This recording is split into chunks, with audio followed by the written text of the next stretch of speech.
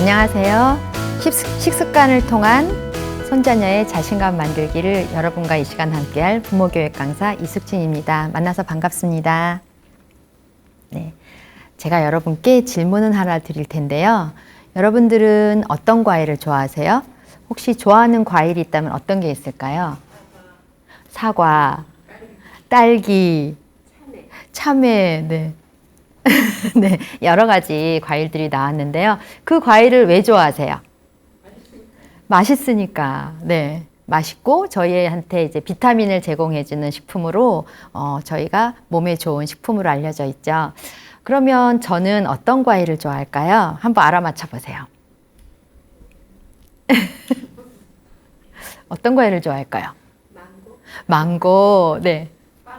바나나, 노란색이네요, 다. 왜 그렇게 생각하셨어요? 아이고, 감사합니다. 네. 저는 감을 좋아해요. 네. 근데 감에는 곶감도 있고, 단감도 있고, 말랑말랑한 홍시도 있죠. 근데 제가 그 감 중에 어떤 감을 좋아할까요? 홍시? 네. 다 틀리셨습니다. 저는 자신감을 좋아합니다. 썰렁할 줄 알았는데 많이 웃어주셔서 감사합니다. 네. 그러면 자신감이란 뭘까요? 자신감 하면 어떤 글이 생각이 어떤 내용이 생각이 나시죠? 자신감.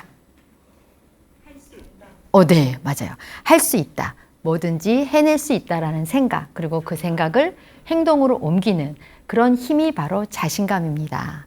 그럼 지금 여기 계신 분들 중에서 나는 자신감이 높아요. 아니면 전 자신감이 별로 없어요. 낮아요. 네, 이러신 분일 텐데 나는 자신감이 높다라고 생각하시는 분 한번 손 들어보세요. 저는 자신감이 좀 낮은 편이에요. 왜 손을 안 드셨어요? 중간? 중간. 네. 어떤 때는 좀 자신감이 있기도 하고, 또 어떤 때는 자신감이 없기도 하고. 아니, 왜 다 자신감이 없다고 생각을 하세요? 네. 살면서 뭔가 일이 부딪혔을 때 많이 고민하고, 또 행동으로 많이 못 옮기시는 그런 분들이 좀 많이 오신 것 같아요. 그런데, 이 자신감은 높았다가도 낮아질 수 있고, 또 낮았다가도 높아질 수가 있습니다.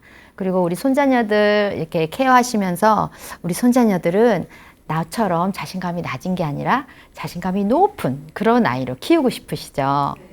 그래서 어떻게 손자녀 자신감을 위해서 어떤 행동을 해보셨나요? 어떻게 해준 게 있으신가요?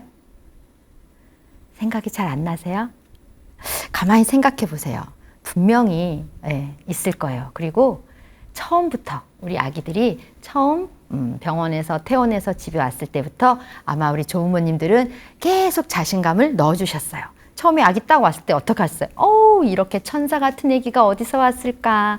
우리 애기 예쁘네 이러면서 막 칭찬해 주시고 반겨주셨잖아요. 그리고 아이들 우유 먹일 때, 수유할 때 어떻게 하셨을까요? 아이고 잘 먹네. 그래 많이 먹고 쑥쑥 커라. 아이고 잘 먹네 하고 칭찬도 많이 해주시고 또 기저귀 갈 때도 어떠셨을까요? 생각해 보시면 그냥 내가 일상적으로 하신 말이지만 아이고 잘 먹더니 변도 예쁘게 쌌네 하면서 항상 칭찬을 아이한테 칭찬을 해주고 격려해 주는 말을 태어나면서 만났을 때부터 아마 계속 해주셨을 거예요. 이렇게 아이들이 지금 조부모님들도 나도 모르게 아이들한테 내가 칭찬을 해주고 격려를 해줬네 라는 생각을 하시는 것처럼 아이들도 그것이 칭찬인지 격려인지 그런 거는 모르지만 계속 뭔가 힘을 주시는 말씀에 아이들은 계속 자신감을 키워갔을 거예요. 그래서 그 자신감으로 인해서 아이들이 돌 때쯤 되면 뭐래요? 걸음마를 하죠. 우리 아이들 걸음마 시킬 때 기억나시죠? 아이는 저쪽에서 아장아장 걸어오고 우리는 어때요? 앞에서 막 박수 치면서 한 발자국만 더 그리고 넘어지면 또 막 응원해 주죠. 괜찮아 괜찮아 일어나. 그럼 아이가 또 쑥 일어나서 또 로봇처럼 뚜벅뚜벅 걸어오면 그때 그 감격을 아마 지금도 많이 생각하실 텐데요. 그렇게 어렸을 때부터 넣어주셨던 자신감이 아이들이 걸음마를 할 수 있게 하는 힘으로 연결됐던 것입니다. 그런데 어느 순간 우리 아이들과 불통이 시작이 되지요. 언제부터 그랬을까요? 엥 하면 아유 그래 다 들어주고 할머니 이거 해주세요 그럼 아유 그래 하고 다 들어줬는데 어느 순간은 아이들과 조부모님과의 갈등이 시작되고요. 조부모님들도 이제는 봐준다거나 물러섬 없이 조금 이렇게 신경전이 벌어지는 시기가 와요. 그게 언제일까요? 예? 말하기 시작해서 말 듣고 할 때? 아이들 식습관, 먹일 때. 예. 빠르게는 이유식 시기, 좀 늦게는 밥을 먹게 될 때 아이들이 먹기 싫다고 하면 어때요? 그래, 먹기 싫으면 먹지 마. 이러지 않으시죠? 예. 아니, 한 숟갈만 더 먹어봐. 이거 먹으면 뭐 해줄게. 이러면서 그때는 왜냐면 우리 아이들 먹거리는 건강과 성장과 성격까지도 영향을 미치기 때문에 조부모님들 거기서 한치의 물러섬도 없으셨을 거예요. 먹어야 돼. 할머니가 이거 해준 거 할머니가 얼마나 맛있게 만들었는데 그러면서 어떻게든 우리 아이들 먹이려고 많은 노력을 하셨을 거예요. 이렇게 편식을 시작으로 조부모님과의 갈등, 그 다음에 이제 불통 이런 것이 시작되는 것이 바로 편식이 시작입니다. 편식과 함께 시작되는데요. 그럼 우리 아이들은 먹고 싶은 거, 또 먹기 싫은 거, 이런 것이 편식의 시작이잖아요. 우리 아이들은 무엇을 먹고 싶어 할까요? 어떤 걸 먹고 싶어요? 단 거, 맛있는 거, 예쁜 거, 이런 거 좋아하죠. 초콜릿, 달콤한 빵, 뭐, 젤리, 이런 걸 좋아하는데요. 또 예쁜 게 맛있다면 더 좋겠죠. 근데 그건 아이들만 좋아하는 거 아니에요. 그쵸? 우리도 좋아하고 조부모님들도 맛있는 거 먹는 게 좋지요. 맛없는 거 먹는 것보다. 예, 그런데 아이들이 그러면 싫어하는 것은 뭐가 있을까요? 어떤 걸 싫어하던가요? 이렇게 채소, 맞아요. 채소, 야채, 또 딱딱한 거, 그 다음에 좀 씁쓸한 야채들, 그리고 처음 보는 거, 그 다음에 좀 색깔이 안 예쁜 거, 이런 걸 아이들이 먹기 싫어하죠. 예. 이런 것들이, 그럼 아이들은 왜 채소를 싫어하고 또 이렇게 처음 보는 거, 이런 거를 왜 싫어할까요? 보니까 혹시 푸드 네오포비아라는 걸 들어보셨나요? 푸드는 음식, 네오는 새로움, 포비아는 공포증이라는 단어들이 합쳐진 말인데요. 이것이 바로 새로운 음식에 대한 두려움 때문에 거부를 하는 그런 행동으로 나타납니다. 그래서 이것이 편식으로 이어지기도 하죠. 아이들은 보통 6개월에서 우리나라 나이로 7세까지 이 푸드 네오포비아 현상이 가장 많이 일어나는 시기고요.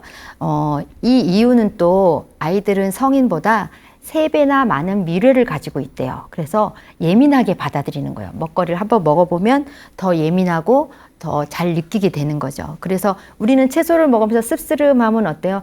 몸이 좋아지는 몸이 좋아지는 건강식품인가 봐 이러면서 나물을 더 많이 찾고 드시잖아요. 근데 아이들은 어때요? 씁쓸하니까 맛이 없어 이러면서 이제 거부를 하게 되는 거죠. 그리고 아이들은 본능적으로 단 것은 좋은 거, 단맛이 나는 건 좋은 거라고 생각하고요. 신맛이 나는 건 상한 거, 그 다음에 쓴맛이 나는 거는 독이 있는 거 이렇게 인식을 한다 그래요. 그러니 채소를 당연히 먹으면 큰일 난다고 생각을 하겠죠. 예. 그래서 그래도 어때요? 우리 야채나 채소에는 비타민이라든지 뭐 섬유질이라든지 이런 게 많기 때문에 막 먹여야 되겠다는 생각이 드시죠. 이건 내가 물러서면 안 돼. 어떻게든 우리 아이들 먹을 수 있게 해줘야 돼. 막 이런 생각 하시잖아요. 그래서 채소나 야채를 먹이기 위해서 어떤 노력을 해보셨나요? 어떻게 해주셨어요? 갈아서.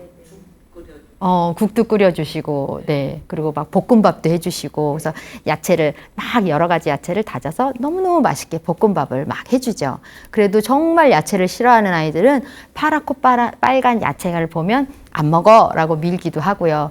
또 어떤 아이들은 그렇게까지는 못해도 숟가락으로 거기서 막 골라요. 야채 따로, 밥알 따로 막 해서 조금, 할머니 성의를 봐서 내가 요건 조금 먹어줄게. 이런 생각으로 하는지 조금씩 먹어주고요. 저는, 그런 아이도 봤어요. 국에 말아요. 그럼 어떻게 돼요? 다 풀어지잖아요. 그래서 거기서 밥알만 건져 먹어요. 참 똑똑하죠. 그래서 얼마나 싫으면 이럴까라는 생각도 해봤는데요.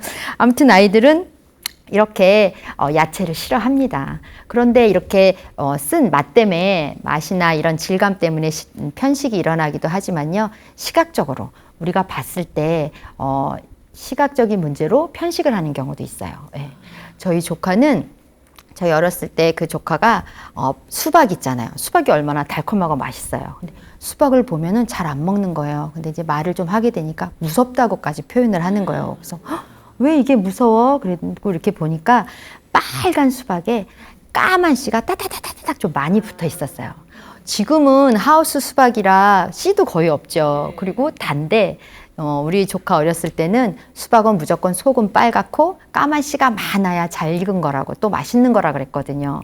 그런데 이렇게 보니까 그럴 수도 있겠다. 아이 눈엔 그 까만 씨가 많이 들어있는 게 좀 무섭게 느껴지나 보다라는 생각을 했었거든요.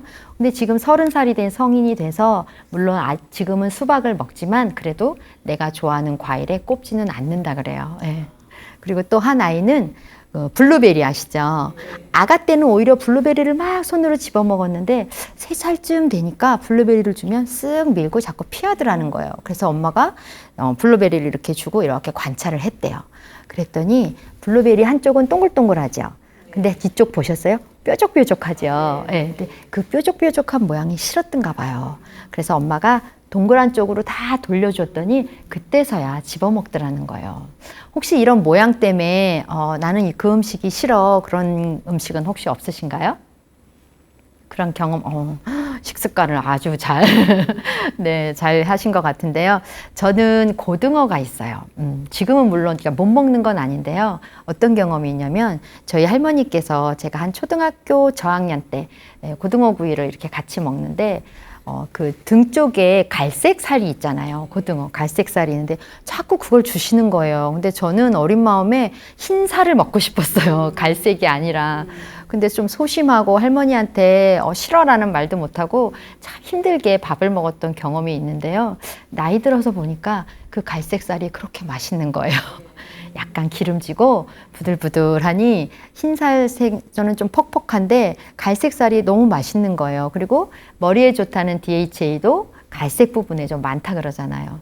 저희 할머니께서 거기에 DHA가 많아서 저를 주신지는 잘 모르겠는데 아마 이렇게 드시다가 할머니도 질감이 좋고 맛있으니까 예쁜 손녀한테 계속 주셨는데 전 그것도 모르고 그 색깔이 너무 싫어서 계속 안 먹으려고 했던 그런 기억이 있습니다.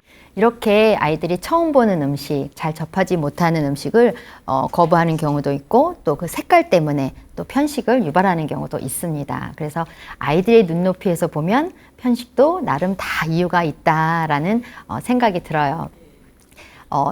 새로운 음식에 대한 공포로 이루어지는 거부하게 되는 편식, 푸드 네오포비아는 푸드 브릿지로 극복할 수가 있습니다. 편식을 극복하게 해주는 푸드 브릿지 뭘까 궁금하시죠? 네, 푸드 브릿지는 싫어하는 음식을 좋아하기까지 최소 8번 노출을 시켜줘라 라는 이론을 바탕으로 한 건데요.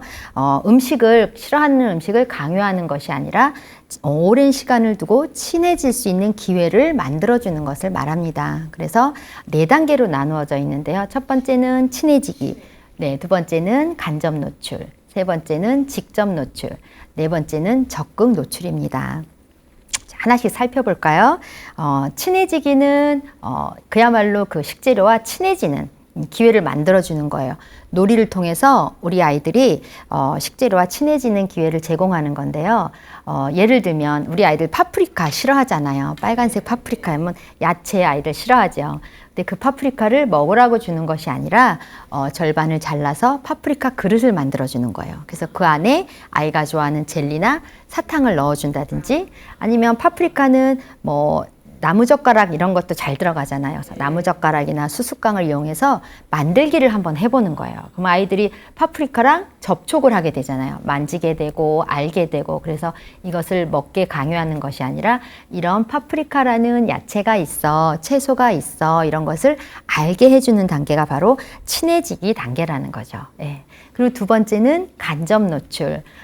이 간접 노출 단계에는 파프리카의 그 모양이나 이런 것들을 감춰서 알려주는 거예요. 그래서 예를 들면 수제비나 칼국수를 만들 때 밀가루 반죽을 하잖아요. 그때 파프리카를 갈아서 하얀 밀가루랑 같이 반죽을 하면 어떤 색이 날까요? 붉은색의 반죽이 나오겠죠. 그래서 아이랑 같이 반죽도 해보고 또 그 반죽을 떠서 수제비도 만들어보고 밀대로 밀어서 칼국수도 만들어보고 이렇게 아이와 함께 만들어보면 그 아이가 그 붉은색 칼국수와 수제비를 먹을까요? 안 먹을까요? 먹겠죠. 네. 왜냐하면 내가 직접 참여해서 만들었다는 특별함이 있잖아요. 우리 이런 거 많이 이용하죠. 그래서 텃밭에 방울토마토라든지 상추를 아이와 함께 화분에라도 키워보면 나중에 아이가 물을 주고 점점 자랐을 때 네가 키운 거야. 네가 이렇게 정성스럽게 물 주니까 이렇게 열매가 열렸네 하면 아이가 내가 키운 거네 하고 먹는 경우가 있습니다. 그래서 이렇게 간접적으로 아이들한테 노출시키는 거죠. 이런 것들이 있다라는 거를. 그리고 세 번째는 직접 노출입니다. 직접 노출은 조금 더 보이게. 그래서 예를 들어 고기를 좋아하는 아이 같은 경우에는 고기를 갈아서 함박 스테이크를 만들어주는 거예요. 근데 그 안에 파프리카를 잘게 다져서 넣어주는 거죠.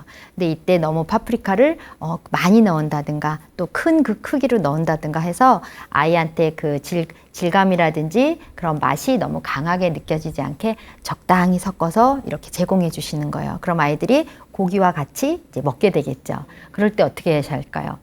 칭찬해 주셔야죠. 무한 칭찬. 먹었어. 파프리카도 먹었네. 그러면서 이제 칭찬을 많이 해주시면 아이가 그 다음에 또 먹을까요? 안 먹을까요? 또 먹게 되겠죠. 네. 이렇게 자꾸 아이와 점점 가까워지도록 해주는 것입니다. 마지막으로는 적극 노출입니다. 네. 말 그대로 이제는 그냥 드러내놓고 아이들한테 오픈시켜 주는 거예요. 그래서 그 야채의 질감, 또 맛, 이런 것을 정말 그 질감을 느낄 수 있게, 그 천연의 파프리카의 맛을 느낄 수 있게 샤베트나 쉐이크라는 걸 만든다든지 아니면 야채 스틱 이렇게 만들어서 오이나 파프리카, 무 같은 것들도 이렇게 제공해 줄 수가 있어요. 그때 우리 같이 먹어보는 거죠. 할머니, 할아버지가 한번 먹어봐. 오이를 먹으시면서 아사삭하면 그 오이의 소리가 있잖아요. 그래서 아이들한테 아사삭 소리가 나네 하면서 막 먹어보시면 아이도 소리가 난다니까 듣고 싶잖아요. 그래서 자기도 들으려고 또 같이 씹는 경우도 있고 이렇게 유도를 해주시면 아이한테 즐거운 놀이 경험도 되고 할머니, 할아버지와 또 이렇게 좋은 추억이 되기도 한답니다. 이렇게 하나하나 단계적으로 접근하다 보면 아이들이 서서히 음식과 친해지게 되는 거죠. 그런데 먹는 거에 관심이 많은 친구들은 굳이 이렇게 안 해도 잘 먹어요. 먹는 거에 관심도 많고 먹는 걸 좋아하다 보니까. 그런데 먹는 거에 관심이 없는 아이들이 있어요. 그런 친구들은 먹는 것보다는 놀이가 좋고 또 놀이를 하는 것도 좋고 또 배가 많이 고팠다가도 허기만 면하면 또 그만 먹는 아이들이 있어요. 이런 아이들 조부모님들 어르신들은 뭐라 그러시죠? 입이 짧다, 배꼽이 작다 이렇게 표현하시죠. 네, 저희 아이도 여기에 해당되는데요. 예를 들어서 이제 우리 아이가 그 개월수에는 우유를 80ml를 이제 먹어야 된다라는 기준치가 있잖아요. 몇 개월에는 몇 미리, 몇 개월은 몇 미리. 근데 80ml를 먹어야 되는 개월이었어요. 근데 80ml를 타줘서 먹이면 꼭 20ml를 남기는 거예요. 60ml 정도밖에 안 먹는 거예요. 얼마나 걱정이 되겠어요. 우리 아이는 왜 이렇게 안 먹지? 뭐가 문제가 있나? 막 이런 생각을 하고 계속 수유를 했는데 하루 종일 먹은 양을 계산해 봤어요. 그랬더니 먹은 양은 똑같은 거예요. 보통 아이들이 80ml씩 6번을 먹는다면 우리 아이는 60ml씩 8번을 먹었던 거예요. 그래서 젖병이 2개가 더 나왔죠. 그렇지만 어쨌든 하루에 먹는 양이 같으니까 건강에 문제가 없네. 그러니까 자주자주 먹는 그런 스타일이었던 거예요. 그런데 이 녀석이 지금은 성인이 됐는데요. 지금도 좀 그래요. 그래서 좋아하는 치킨을 먹는데도 조금 덜 먹은 것 같은데 더 먹었으면 좋겠는데 잘 먹었습니다 하고 일어나는 거예요. 그래서 좀 더 먹지, 그랬더니 좀 이따가요 그러더라고요. 그러더니 정말 2시간, 한 3시간도 안 돼서 다시 와서 또 먹어요. 저는 이제 한 번에 많이 먹고 간식을 잘 안 하는 편인데 저희 아들은 나눠서 먹는 스타일이라고요. 이렇게 식습관이나 이런 먹거리도 다 하는 게 습관이나 이런 패턴이 다 다른 거죠. 예. 근데 아기 때 그 습관이 성인까지도 이루어진다, 연결이 돼서 이어진다는 거예요. 그러면 이때 우리가 생각이 들잖아요. 그럼 식습관 교육은 올바로 해야 되는데 이 식습관 교육을 언제부터 하면 좋을까 이런 생각이 드시죠. 근데 제가 말씀드리고 싶은 것은 언제 시작하느냐가 중요한 게 아니고요. 언제부터 필요할까라는 것이 더 중요하다는 거예요. 예. 언제 시작하느냐가 아니라 언제부터 필요할까? 언제부터 필요해요? 젖병을 먹고, 예, 무조건 먹기, 식에 관한 것은 무조건 시작하면서 필요하다라는 생각이 듭니다. 자, 그런데 이렇게 푸드네오포비아 현상 때문에 생긴 편식 외에도 편식을 유발하는 우리 어른들이, 우리 조부모님들이 잘못된 식습관 지도도 있습니다. 자, 제가 몇 가지 가져왔는데요. 자, 이런 행동은 삼가해 주세요. 자, 한번 차례차례 읽어볼까요? 시작. 첫 번째, 억지로 떠먹이기. 네, 두 번째, 몰래 숨겨 먹이기. 셋째, 따라다니며 먹여주기. 넷째, 영상 보며 식사하기. 이렇게 네 가지, 억지로 떠먹이기, 몰래 숨겨 먹이기, 그 다음에 따라다니며 먹여주기, 영상 보며 먹이기. 좀 익숙한 문구지요. 다 해보셨어요? 그러니까요. 아이들을 먹이기 위해서. 그러니까 목적은 하나죠. 우리 아이들 건강하게 성장하고 튼튼하게 자라라고. 지금 이 먹거리, 이 밥상에 있는 걸 다 먹이고 싶어서 정말 이런 방법 안 써보신 분 없을 거예요. 다 써보셨을 텐데 이런 행동은 삼가해 주세요 하는 거예요. 네. 하나씩 알아볼까요? 왜 그런지. 억지로 떠먹이기. 어떻게 해요? 아이들 싫다 그래도 계속 먹이시죠. 그러면서 얼르고 달래고 심지어는 보상까지 걸어요. 이거 한 숟갈만 먹으면 할머니가 사탕 줄게, TV 보게 해줄게, 장난감 사줄게, 막 이렇게 보상을 걸어요. 그럼 아이들이 그걸 보상을 받기 위해서 한 숟갈 정도 먹기는 하지만 그게 근본적인 해결은 아니지요. 예. 그렇다고 그 아이가 그 다음에 또 잘 먹냐? 그게 아니에요. 그쵸? 그리고 우리 생각해 보시면 혹시 산낙지나 뭐 이런 거 다 좋아하세요? 근데 또 그런 거 막 꿈틀꿈틀 대서 못 먹는 분들 계시잖아요. 그런데 그 못 먹는 분들한테 산낙지 한 숟가락 해서 자꾸 먹으라 그러면 어떨까요? 도리도리 너무 싫죠. 그리고 오히려 더 거부감만 더 강해질 수 있다는 거예요. 그래서 아이들 억지로 먹이지 마시고요. 조금 기다려주세요 하는 거예요. 우리 앞에서 얘기했듯이 차근차근 천천히 접해서 익숙해지도록 해주시는 것이 필요하지 지금 당장 한 숟갈 때문에 억지로 먹이시는 거는 좀 삼가해 주셔라 하는 거고요. 두 번째는 몰래 숨겨 먹이기. 네, 이것도 다 해보셨죠? 숟가락 안에 싫어하는 거 넣고 좋아하는 걸로 위에 덮고 그래서 아이한테 탁 먹어주면 아이가 처음엔 먹지만 씹다 보면 안에 있는 거 알죠. 그래서 뱉어낸다든지 아니면 잉 울어버린다든지 그 다음엔 어떻게 해요? 또 주면 받아 먹든가요? 안 받아 먹지요. 왜냐면 한 번 속아 봤잖아요. 아이도 한 번 속지, 두 번 속지 않아요. 그러면서 두 번째 숟가락을 떠주면 안 먹어요. 거기에 싫어하는 음식을 안 넣는데도 불구하고 안 먹더라는 거죠. 왜 그럴까요? 이미 조부모님들 신뢰가 떨어졌어요. 이제 나 또 속을까봐 할머니가 할아버지가 떠주는 거는 안 먹고 몰래 숨겨서 또 줄까봐 안 먹고 싶은 거죠. 그러니까 오히려 역효과가 나는 거잖아요. 네. 세 번째는 따라다니며 먹여주기. 저도 이거는 좀 많이 해봤습니다. 아이가 입이 짧다 보니까 지금 있는 양을 다 먹이고 싶어서 또 이렇게 이쪽 저쪽 놀러 가면 따라다니면서 입이 비었나 싶으면 한 숟갈 먹여주고 빨리 씹어 하고 한번 쳐주고 이런 걸 많이 해봤거든요. 근데 아이들은 먹기보다 아까 먹은 거에 관심이 없는 아이들은 놀기를 더 좋아한다 그랬잖아요. 그래서 놀고 싶어서 막 돌아다니는데 또 먹여주신다든지 그리고 동적인 아이들이 많아요. 그렇지만 우리 어때요? 식사는 바로 앉아서 그 식사 시간 안에 먹는 습관을 길러줘야 되잖아요. 그리고 또 아이들이 관심 끌기가 있어요. 내가 저쪽 가 있으면 할머니 할아버지가 밥그릇 들고 와서 먹여주고 이쪽 가 있으면 또 날 따라서 와서 먹여주고 얼마나 재밌겠어요. 그러니까 그런 거 관심 끌기도 있기 때문에 그렇게 하지 마시고 식탁에서 일정한 자리를 딱 정해주시고 요즘 아이들 식탁 의자 높이에 맞는 식탁 의자에 딱 앉히셔서 아이를 식사 시간을 딱 정해주시는 거예요. 여기서 다 먹고 우리 내려가서 놀자라는 것을 하나하나 알려주십사 하는 거예요. 네. 마지막으로는 영상 보며 식사하기. 네. 이거 요즘 아이들이 가장 잘하는 거죠. 마트를 가도 카트 안에서 영상 보는 아이가 있고요. 음식점에 가서 얌전히 앉아있는 아이들 보면 그 식탁 앞에 그런 옆에는 분명히 휴대폰이 있어서 영상을 보고 있더라고요.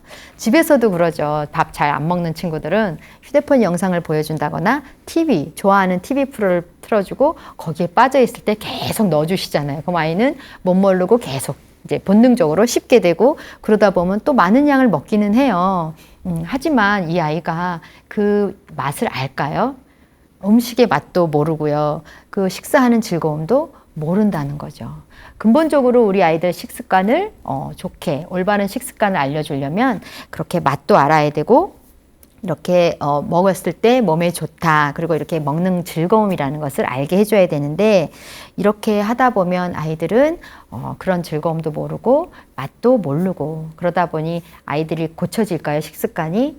아니에요. 그렇죠? 계속 악순환이 된다라는 거죠. 이렇게 해야만 그나마 조금 먹기 때문에 계속 악순환이 되니까 그러면 우리 아이들 건강하게 키워야 되는데 어떻게 하면 좋을까요? 자, 이렇게 해주세요. 그리고 제가 또 3가지 정도 적어봤습니다. 자, 첫 번째, 자기 주도식 식사를 하게 해주시고요. 2번째는 식사량을 조절해 주시고요. 3번째는 함께하는 즐거운 식사를 만들어 주시는 거예요. 자, 첫 번째, 자기 주도식 식사. 아니, 아이들이 어떻게 자기 주도적으로 식사를 해 하실 텐데 생각해 보세요. 한 5개월만 돼도 젖병을 물렸을 때 아이들 손이 젖병으로 탁 와서 젖병을 잡지요. 내 젖병은 내가 잡고 먹는다. 이런 모양으로 아이들이 탁 의젓하게 잡고 먹는 모습이 기억나실 거예요. 예. 그리고 아이들 돌 전후로 되면 막 손으로 막 입에 갖다 넣기도 하고 막 만져보고 스스로 먹으려고 하는 욕구를 많이 보여요. 그런데 잘 들어가지도 않고 흘리는 게 반이죠. 막 흘리고 치우는 것도 걱정이고 하다 보니까 어른들은 어떻게 해요? 가만히 있어, 먹여줄게. 그래서 또 먹여주고 하다 보니까 아이들이 스스로 하려는 그런 욕구를 다 차단해 버리시는 거예요. 그래서 아이들이 처음에는 이렇게 먹다 보면 흘리기도 하고 잘 안 되지만 점점 자라면서 소근육도 발달하고 눈과 손의 협응력도 발달하면서 스스로 먹을 수 있게 되니까 이것도 훈련이 필요하다. 그래서 떠먹여주지 마시고 스스로 자기 주도식 식사를 할 수 있도록 도와주세요. 그러면 자율성이 더 커집니다. 그래서 아이들 스스로 먹을 수 있게 도와주세요 하는 거고요. 이렇게 지금 만약에 우리 아이 이렇게 못했어요 하면 지금부터라도 시작을 해보셔도 늦지 않습니다. 네. 유치원에 갔다 오든지 어린이집에 갔다 왔을 때 아이들 집에서도 식사 제공할 때 아이들이 좋아하는 예쁜 캐릭터 식판 많이 나오잖아요. 캐릭터 식판이라든지 또 아니면 스스로 도구를 사용할 수 있는 나이가 되면 마트에 가서 내가 좋아하는 포크, 숟가락, 젓가락을 사서 같이 이제 식사할 때 내주시면 내가 아까 좋아하는 거 내가 고른 거잖아요. 그럼 스스로 먹고 싶은 마음이 들겠죠. 이렇게 해서 스스로 먹을 수 있게 도와주시는 것이 필요합니다. 2번째는 식사량 조절입니다. 네. 우리 아이들 많이 먹이고 싶으시죠. 그래서 그러시잖아요. 아유, 아이들이 잘 먹으면 나는 안 먹어도 배부르다 이렇게 말씀하시는데 우리 아이들 많이 먹이고 싶은 마음에 막 이만큼씩 담아주시면 우리도 그렇죠. 너무 이만큼 먹어 그러면 먹기도 전에 헉 하고 놀래는 그런 경우도 있죠. 그래서 아이들이 먹을 수 있는 만큼만 그래서 처음에는 많지 않게 정말 아이들이 먹을 수 있게 적당히 가장 어려운 말이 적당히라 알맞게 이런 말이 가장 어렵다곤 하지만 그래도 아이들이 먹을 수 있는 양만큼 담아주시는 거예요. 그리고 좋아하는 반찬은 조금 넉넉히 담아주시고요. 싫어하는 반찬은 조금 적게 담아주셔도 돼요. 왜냐하면 지금은 다 먹게 하는 것이 목표거든요. 그래서 우리 아이들 남김없이 남기는 습관 안 들이고 다 먹을 수 있도록 식판에 골고루 담아주시고 조금씩 담아주셔서 우리 아이들이 다 먹으면 어떻게 해야 돼요? 칭찬해 주셔야죠. 네, 무한 칭찬해 주시고 물개 박수 쳐주시면서 어유 우리 땡땡이가 오늘은 남기지 않고 다 먹었네 라고 칭찬해 주시면 다음에 우리 아이가 또 식판에 이렇게 주었을 때 어떨까요? 다 먹고 싶을까요? 남기고 싶을까요? 다 먹고 싶겠죠. 네. 그리고 우리 아이들 이렇게 성취감을 느끼면 또 먹고 싶고 또 먹고 싶고 칭찬받고 싶어서 아마 남김없이 다 먹는 모습을 보일 거예요. 그리고 6, 7세 정도 되면 어때요? 스스로 또 먹을 수 있는 나이지요. 그때는 네가 한번 담아봐 라고 선택권을 주는 거예요. 그럼 우리도 그렇잖아요. 뷔페를 가든지 아니면 우리 요즘은 셀프 바가 많은데요. 셀프 식당에 가면 우리가 담은 거는 남기지 않고 먹으려고 많이 노력하지요. 그리고 거기도 써 있죠. 남기지 않도록 먹을 만큼만 가져가세요 라고 어느 곳에서는 벌금도 내라 그러잖아요. 그것처럼 남기지 않는 거 중요하잖아요. 그래서 내가 담은 거는 또 안 남기고 다 먹으려는 마음이 생기잖아요. 그래서 아이들한테도 네가 먹을 만큼만 담아봐 하면 아이들은 또 내가 담은 거는 안 남기고 다 먹으려는 그런 책임감 있는 모습도 보일 거예요. 근데 그러다 보면 먹기 싫은 거는 안 담겠죠. 그럴 땐 옆에서 요건 한 개만 먹어봐 라고 격려해 주시는 것도 필요합니다. 네. 세 번째는 함께 하는 즐거운 식사예요. 우리 아이들하고 식사할 때 어떻게 하세요? 아이들 먼저 먹이고 식사를 하시나요? 아니면 아이들하고 함께 식사를 하시나요? 네. 네. 아이들하고 같이 식사를 하시는 분도 계시고 또 아이 먼저 먹이고 나 편히 먹고 좀 그렇게 하는 근데 대부분이 아가 때는 특히 아이들 먼저 막 먹이고 식사를 하시잖아요. 그런데 생각해 보세요. 누가 밥을 먹는데 계속 쳐다보고 있으면 좀 부담스럽죠. 아이들도 때로는 그럴 거예요. 내가 이거를 꼭 숙제처럼 이걸 다 먹어야 할머니가 나를 놀게 해주겠구나 그러면서 마음이 점점 속상해지겠죠. 그래서 그렇게 아이만 따로 먹이는 것보다는 아무리 같이 먹어도 밥이 아이들 먹이랴 나 먹으랴 밥이 입으로 들어가는지 코로 들어가는지 잘 모르는 시간이 되겠지만 그래도 아이들하고 차츰차츰 그 횟수를 늘려가다 보면 아이도 습관이 되고 또 훈련이 되고 처음엔 잘 안 되지만 조금씩 시간이 지나면서 소근육도 발달되고 눈과 손의 협응력도 커지면서 점점 잘 먹을 수 있는 시기가 오지요. 그래서 그것도 필요하고요. 그리고 우리 아이들 같이 먹을 수 있는 시간이 생각보다 많지 않아요. 우리 자녀들 키울 때 어떠셨어요? 초등학교 고학년이라든지 중학생쯤 되면 학원에 다니잖아요. 학원에 가면 아이들 식사 시간이 다 달라지죠. 그래서 이제 같이 먹는 식사 시간을 정해야만 함께 먹을 수 있는 이런 시간이 되기도 합니다. 그리고 다 같이 먹으면 어때요? 밥맛이? 더 좋지요. 그래서 어린이집에서 그런 이야기가 있어요. 어떤 어머니가 아니 집에 오면 아이가 밥을 안 먹는데요. 편식도 심하고. 근데 선생님이 보면 그 반에서 얘가 제일 잘 먹는 아이거든요. 그래서 이상하다. 그 어머니도 선생님이 거짓말 하시는 거 아니에요? 막 이렇게 서로 막 이런 오해가 생길 정도로 그러는데 아이들도 어린이집에서 친구들과 같이 먹을 때 더 밥맛이 좋은 거예요. 그리고 식판에 있는 거 다 먹으면 선생님이 어때요? 칭찬해 주시잖아요. 네. 그리고 선생님들은 더 예쁜 목소리로 기분 좋게 또 칭찬 잘해 주시잖아요. 그러다 보니까 아이가 스스로 그 식판에 있는 건 다 먹으려고 하는 노력을 하는 거죠. 근데 집에 가면 엄마가 나만 쳐다보고 할머니가 나만 쳐다보고 빨리 먹으라고 하니까 별로 식욕이 나지를 않았던 것 같아요. 네. 이렇게 다 같이 먹는 그런 분위기도 아이들한테는 식욕을 돋구기도 하고요. 그리고 숟가락으로 떠서 밥을 먹어 이렇게 말로 하는 것보다는 할머니, 할아버지들이 같이 먹으면서 숟가락으로 밥을 떠서 입에 가져가고 또 반찬도 골고루 먹는 모습 그리고 꼭꼭 씹는 모습을 아이들이 이 시기 모방도 하고 그런 시기잖아요. 그래서 모델링이 돼주시는 것도 중요하다라는 말씀을 드리겠습니다. 그래서 우리 아이들 좋은 식습관을 갖기 위해서는 할머니, 할아버지께서 자기주도식 식사로 자율성도 키워주시고 또 식사량 조절을 잘 해주셔서 성취감도 있게 해주시고 또 마지막으로 함께 즐거운 식사 시간을 만들면서 모델링도 해주시고 밥맛도 좋게 해주시는 것이 필요하다는 이야기입니다. 제가 여기서 지혜로운 어머니 한 분을 소개해 드릴게요. 이 어머니는 이 아이한테 콩의 고소함을 알게 해줬어요. 그래서 이 아이가 초등학교를 가서 식사 시간, 점심 시간이 됐는데 급식 시간에 콩밥이 나온 거예요. 다른 아이들은 어떻게 했을까요?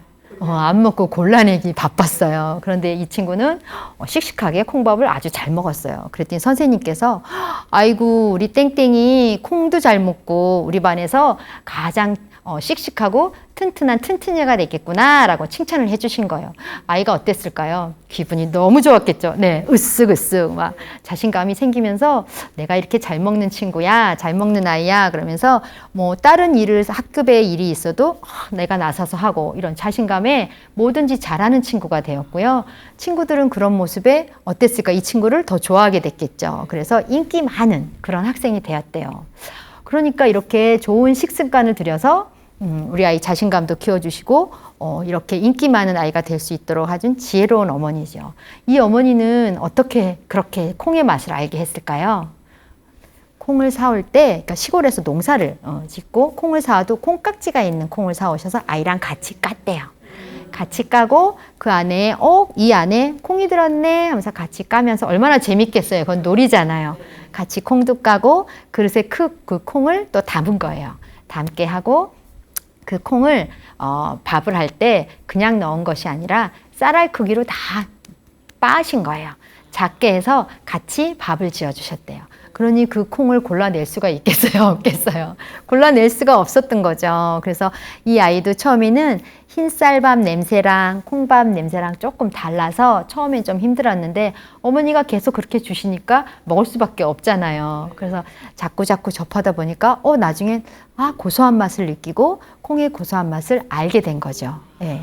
이런 어머니의 지혜가 우리 아이가 학교를 갔을 때 편식을 안 할 수 있는 아이가 됐고 또 그로 인해서 우리 아이는 자신감도 생기고 반에서 인기 많은 아이로 자랄 수 있게 해주신 거죠. 네, 참 현명하시죠. 네, 그래서 우리 아이들 싫어하는 거 강요하기보다는 이렇게 차츰차츰 서서히 알 수 있도록 강요하지 마시고 접하게 하는 기회를 많이 주시고 기다려 주시고 지금 한 숟갈보다는 우리 아이의 올바른 식습관이 중요하잖아요. 그래서 느긋하게 여유를 좀 가지시고 하나하나 해갈 수 있게 끌어주시는 것이 식습관에도 형성하는 데 많은 도움이 될 것입니다.